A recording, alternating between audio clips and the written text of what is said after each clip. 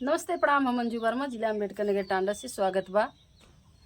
मंजू लोकगीत 123 पे आज आप सबके बीच बहुत प्यारा हंसी मजाक विवाह गीत लेके आ है। तो बेटा विवाह गीत है, आप लोगों जरूर सुनिए यह गीत का।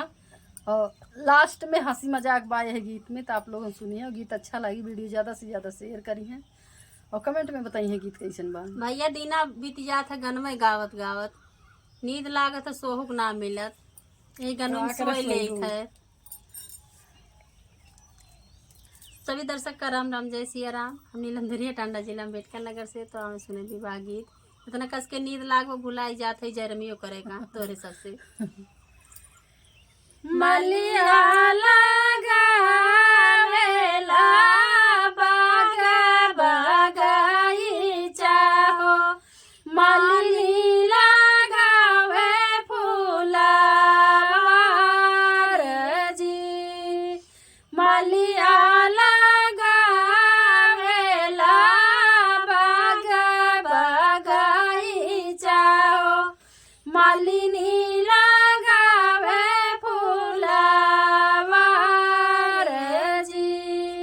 मलिया जैसी चेला बागा बगाईचा हो, मालिनी सी चली फूलवार जी। मलिया जैसी चेला बागा बगाईचा हो, मालिनी जैसी जय फूलवार जी। मलिया जैसो तेला बागा बगाईचा हो, मालिनी सो तेली फूलवार जी। मलिया जैसो तेला बागा बगाईचा हो, मालिनी सो तेली फूलवार जी। मलिया जगावेला अपनी मालिनिया हो, उठा मालिन भैले बिनु सार जी। मलिया जगावेला अपनी मालिनिया हो, उठा मालिन भैले बिनु सार जी। पिछवा लाठी जब चितवे मालिनिया हो, दुल्हे कावन रामा ठाड़ जी। पिछवा लाठी जब चितवे मालिनिया हो, दुल्हे कावन रामा ठाड़ जी। कवन जरूरत तोहरे पड़ल है दुल्हे हो, आया तो बड़े बिनु सार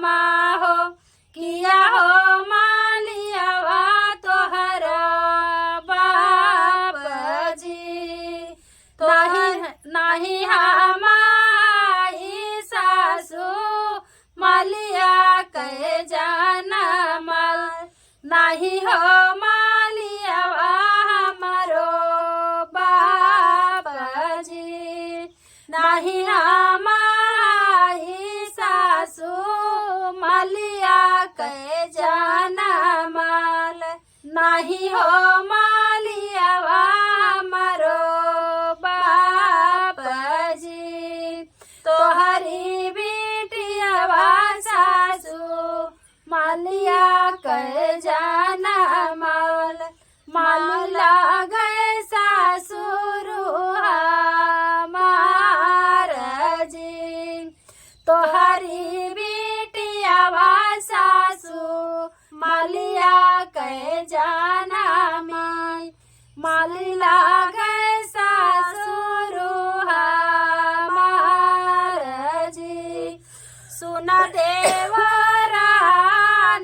हो सुनिला जेठानी, सुना दामादुलारू के बाप हो, सुना देवरानी हो सुनिला जेठानी, सुना दामादुलारू के बाप जी, नाही होला जाले हो नाही शरमाले, ठाड़ी ठाड़ी दिहाले जा बाबाजी, नाही शरमाले हो नाही लाजाले, खड़े खड़े दिहाले जा बाबाजी,